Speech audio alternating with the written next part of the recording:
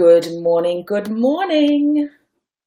I am using a different platform today, so just popping over to my page and making sure that it is working. Technology can be fantastic, but not if it's not working. So thank you for joining me today. And if you're listening to the recording, I hope what I've prepared for you and what I'll be sharing in a moment is going to be of value. We're going to be talking about how to start a podcast, particularly some of the things that I've considered through the many years since podcasting, since 2008, the things that I do, which I believe have enabled me to win the Best Podcast Award in the business, marketing and entrepreneurship category. There are a lot of free resources online on the technologies that you need to use and those kind of things, which I think are great if you want to start your own podcast. But the steps that I want to share with you in the behind the scenes, the why I do things and the processes that I follow, which I believe will really be of benefit if you're thinking of starting a podcast. But also too, you may already have a podcast and you want to make sure that what you're creating and what you're sharing is of absolute value. Let me just share this across to my profile. Okay, podcast. Join now. Okay, fantastic. So I'm hoping that everyone can hear me. Let me just go back here. Great. Okay.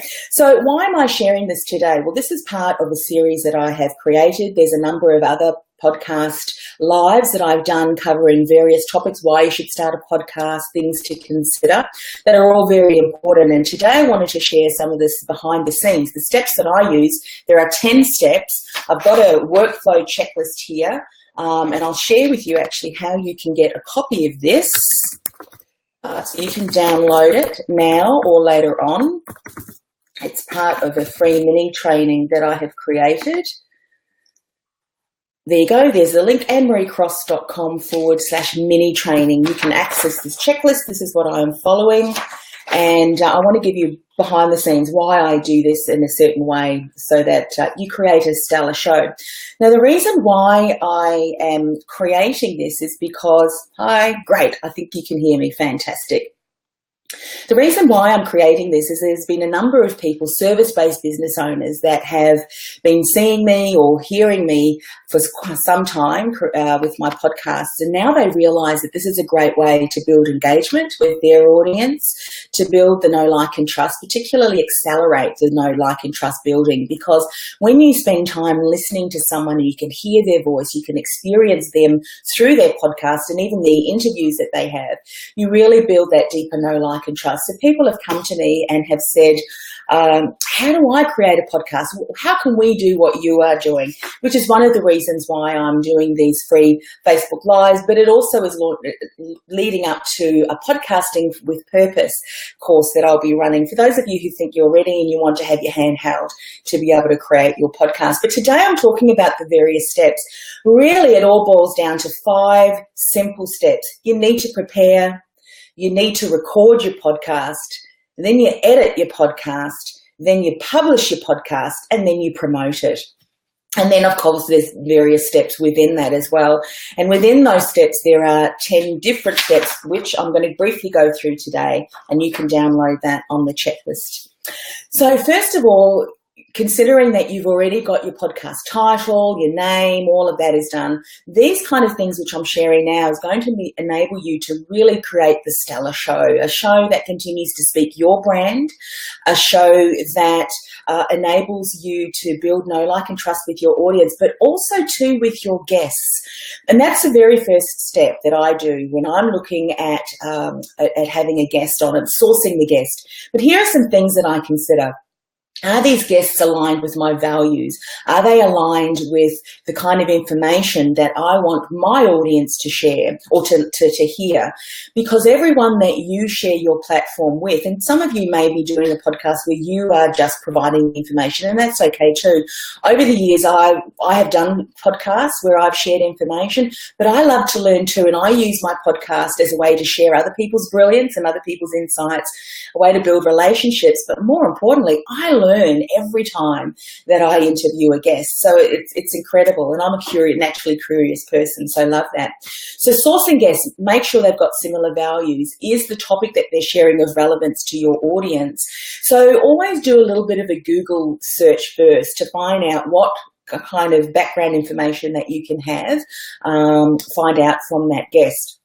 Now, just before I continue on briefly with each of these steps, 10 steps I'm sharing. 1 step you need to do yourself, which is the interview. All of the other 9 steps, if you want to, you can outsource to a VA. So if you're kind of thinking 10 steps, that's going to just take up too much of my time. No, once you get the system sorted out, you get your process and you can follow my checklist, because down this side here, I've got all of the tools that I use as well. And a lot of them are either low cost or no cost. So certainly download, access that checklist. So you can outsource a lot of these steps of sourcing guests. But what you need to do, of course, if you're getting that to a VA to do, you need to have an idea of the type of guests that you're looking for. And so do a bit of an audit.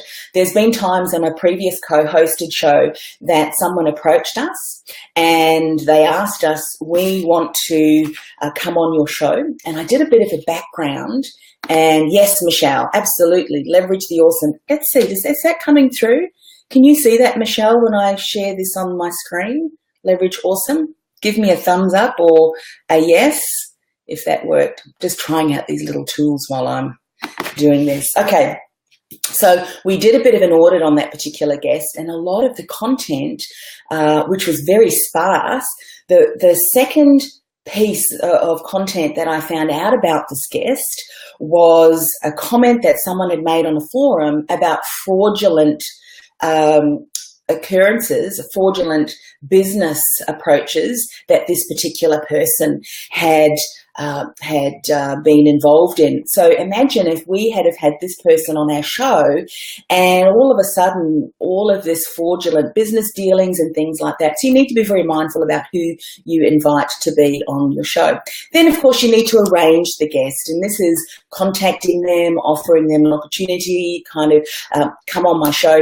This is a really important step too, because every single touch point, and I mean from your emails, from the documents that you create, I've got a guest profile, which I share with all of my guests. So each of the questions in the guest profile is specifically, it's very strategic and the kind of information that I know that I need from them so that I can create really solid introduction and lead the guest into sharing their story on my podcast.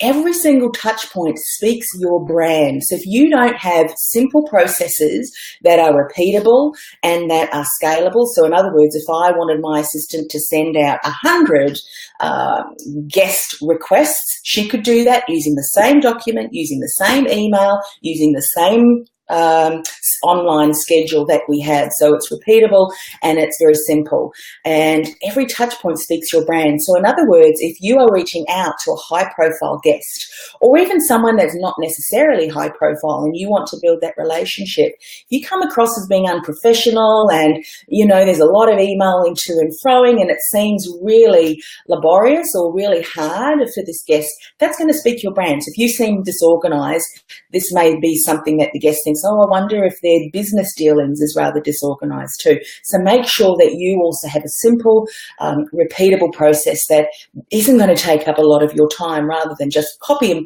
or paste in the email, attach the document, and off you go.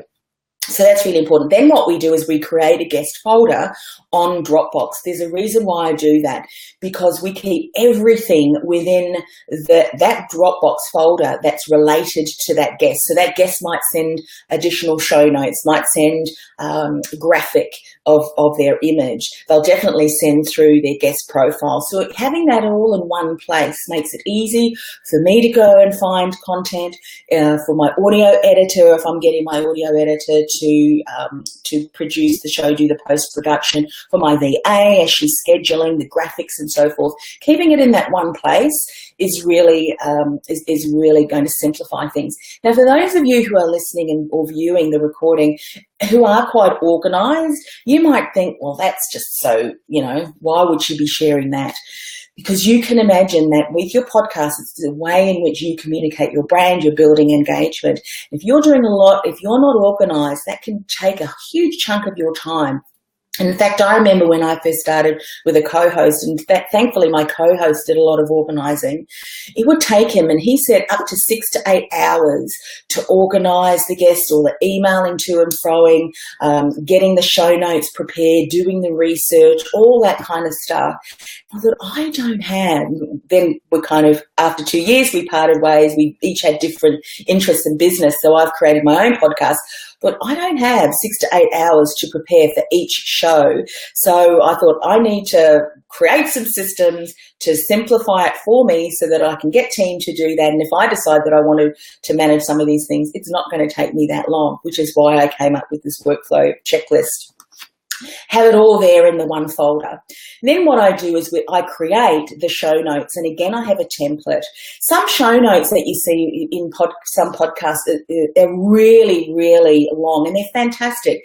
You know, we used to do transcriptions for all of our podcasts for one of the shows, but I noticed that not many people were downloading them, because the real podcast listeners who really love listening to podcasts, they listen to us when they're commuting, when they're exercising, when they're mowing the lawn, you know, and so they're not reading. That's the reason why they love podcasts, because they don't have a lot of time to just sit and read, and they'd rather prefer to engage with our voice. And with my guests' voices as well.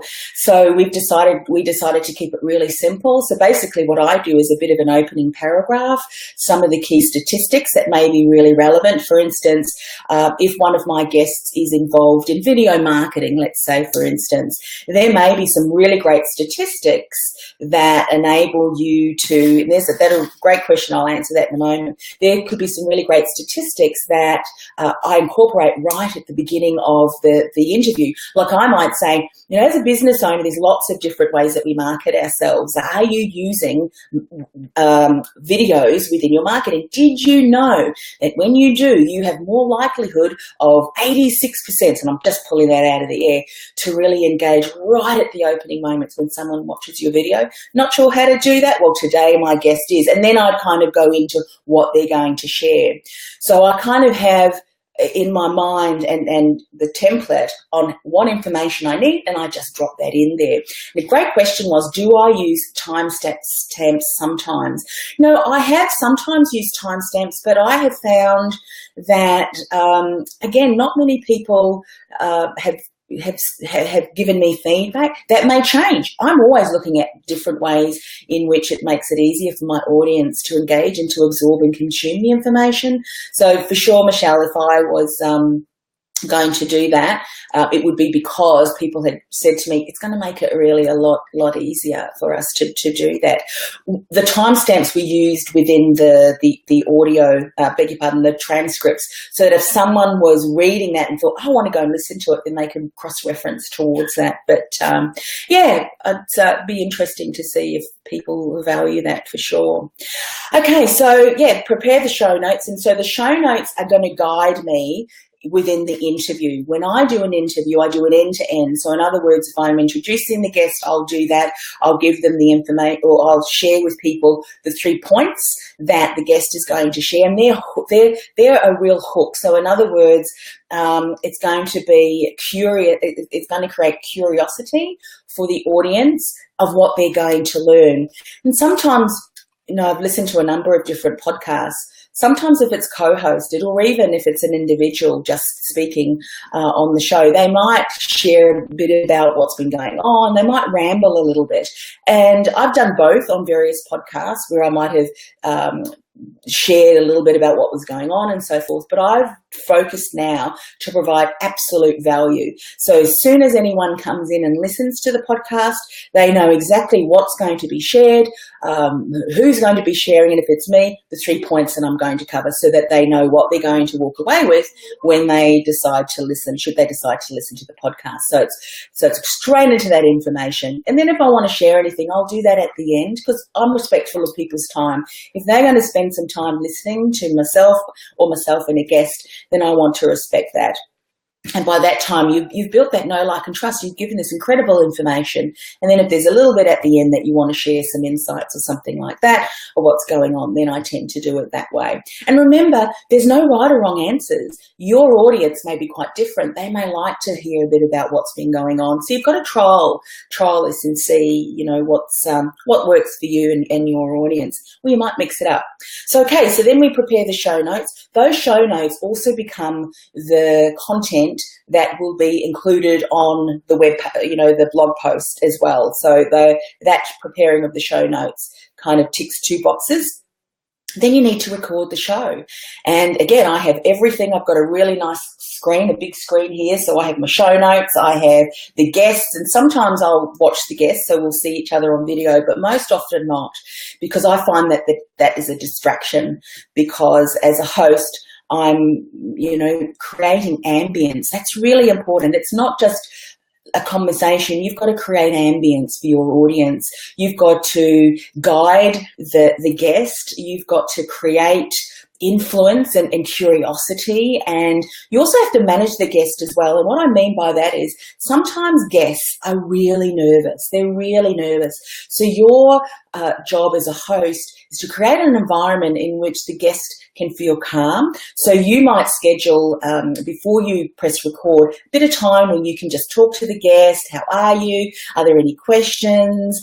And often I'm told that when people hear my voice, they naturally become calm. And that is because I do that intentionally. I've got training where I know that how I use my voice and the words that I say will bring that tension right down. And that's what you want to do as well. There's some techniques that I'm going to be sharing in my Podcasting with Purpose to be able to do that with people. They don't even know that you're doing it. But that's why a lot of people say, I feel so good. I was so nervous. And it's finished. I could have kept chatting. Well, there's some things that I do that they don't know that I do that helps them calm down. The reason being is that, as a podcast, we know it's very different from viewing a video where you can actually see someone's expressions and you can build rapport in that way through the very, very visual element. With an audio, and I'm more visual than I am audio, but with an audio,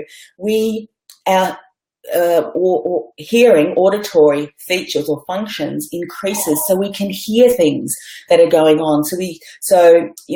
What you want to do is create that ambience and that environment in which your listeners don't get distracted by that guest. So you want to create that environment. You want to set that up right from the word go. So there's a number of different things, but that's the recording of the show.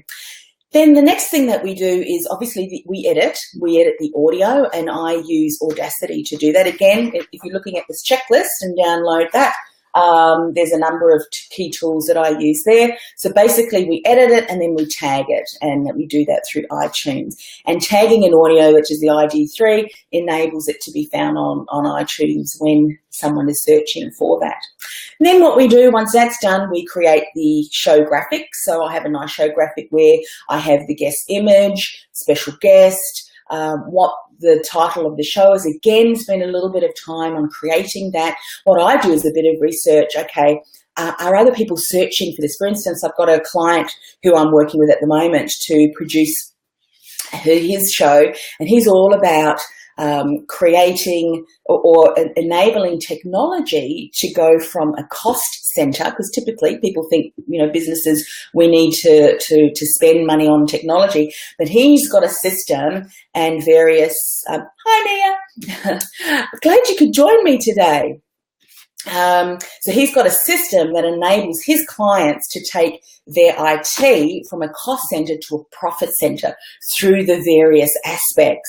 And so when I am looking for the different titles of the show, I did a bit of a Google search, and I found that a lot of people were searching for technologies, profitability, productivity, that kind of thing. So I ensure that the title, because this is all about SEO as well, so that the title of the podcast includes that some of the key points that are going to be shared include that as well, and we sprinkle that across the show notes. At your desk with the headphones on, Shh, I won't tell anyone if you won't. So again, when you're looking at creating that, the show graphics and also the show topics, if you will, make sure that you do a little bit of research so that the words that you're using are going to show up in a search, because people are most likely to be searching that. So we create the show graphics. The show graphics that we create is sort of a header graphic. I don't have my image on it at all. I'm creating a platform. I don't need to show my face, but I do need to showcase my guests, because they're the people that are bringing their expertise. And you might do something quite differently. Remember, there's no right or wrong.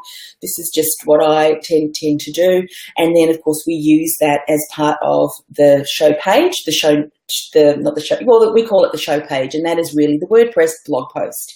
Then we create some graphics in different sizes that we can share across Instagram. There's some great quotes that we take from our guest. What I used to do, and no longer do, but what I used to do is get the notes transcribed. Then I would go through the notes, and yes, it did take some time, which is why I don't do that anymore.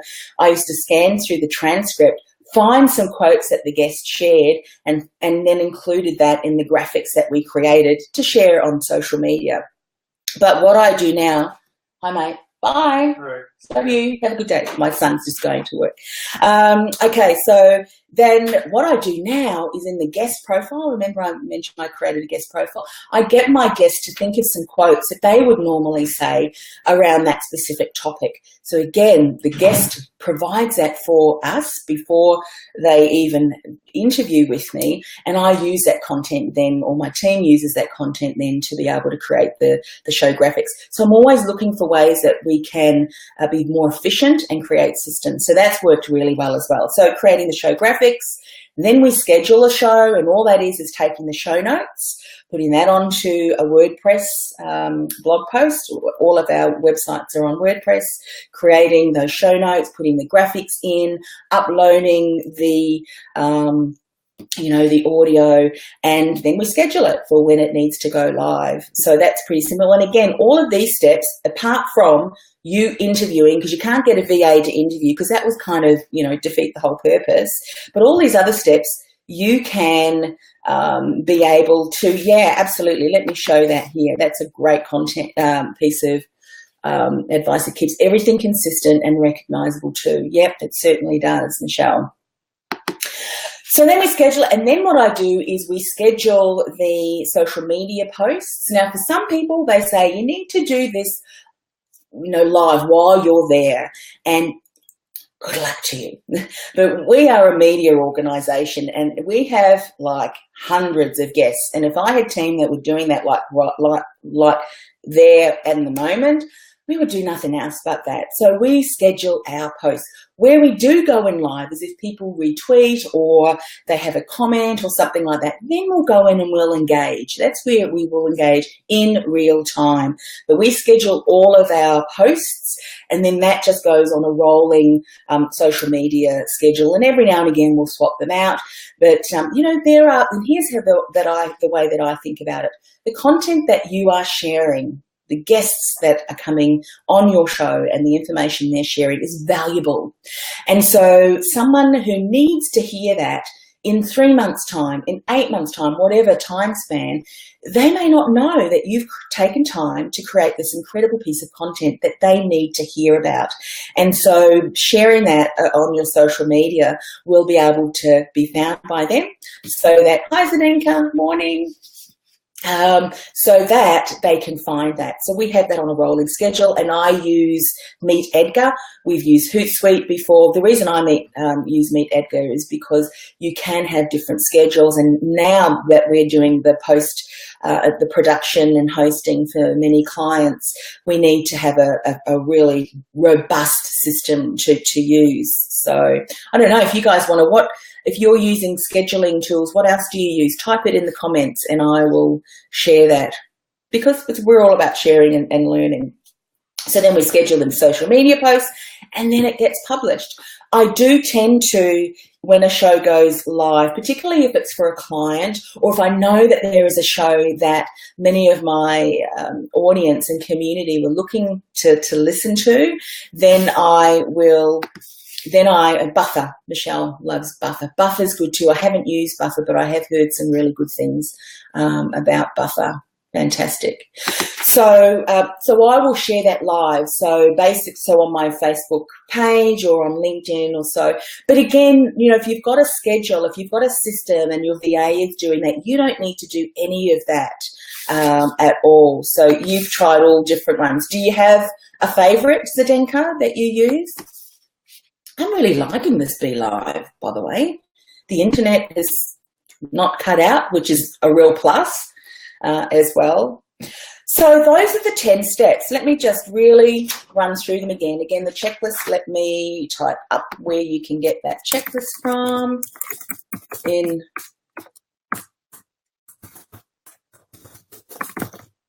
you can download that. Here we go, annemariecross.com/mini training. The 10 steps, one of them you can do yourself and the other 9 you can get a VA.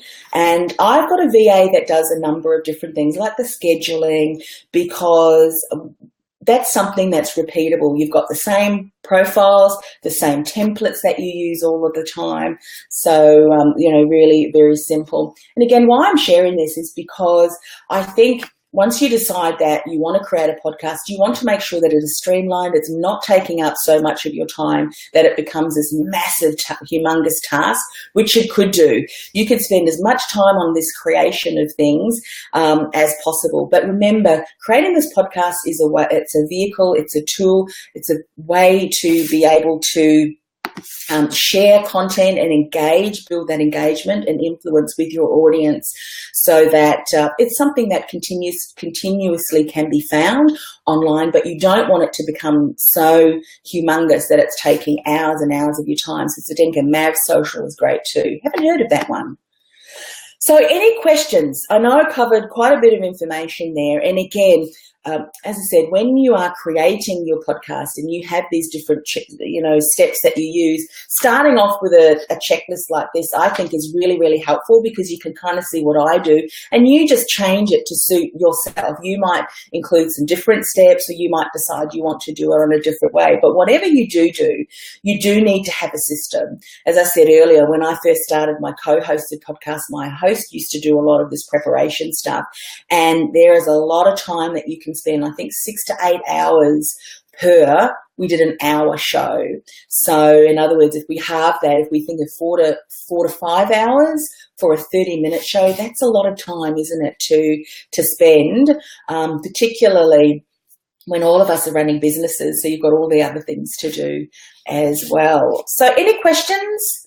By the way, type in where you are from. We've got a number of people joining us today, which is fantastic. I'm in Melbourne, Australia. Where are you guys from? I'm just doing that because I want to know where people are listening from, joining us from. I think, Michelle, I know you're in Tasmania, in Melbourne. Where's your comment? There you go, Nia. Isn't this great? There's your picture. This is Be Live, by the way. BELIVE.TV. I've tried to use this before, this particular platform, a couple of times a number of months ago, and it never worked for me. But now there you go, Tasmania. I haven't been to Tasmania, but it reminds me of New Zealand, where I'm originally from. So fantastic.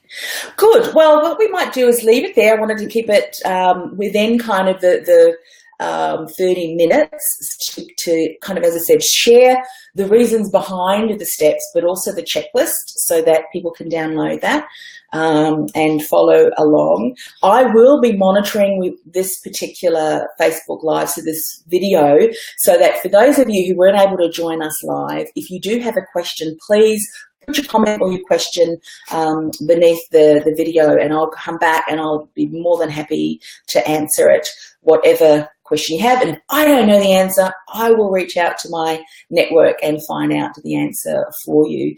Thank you so much for joining me today. We've got another Facebook Live next week. We're doing these every single Wednesday at 8 a.m. If you know of anybody who you think could be of incredible value, that they could watch that or even contribute. I think we all learn from one another.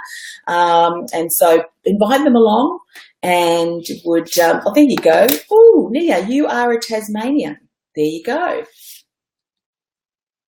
Amazing. All right, everyone. Thank you so very much. Appreciate your time. Have a wonderful day. If you've got any questions, let me know. I'll be here again same time next week, and hope to see you then too. And don't forget to download the checklist as well.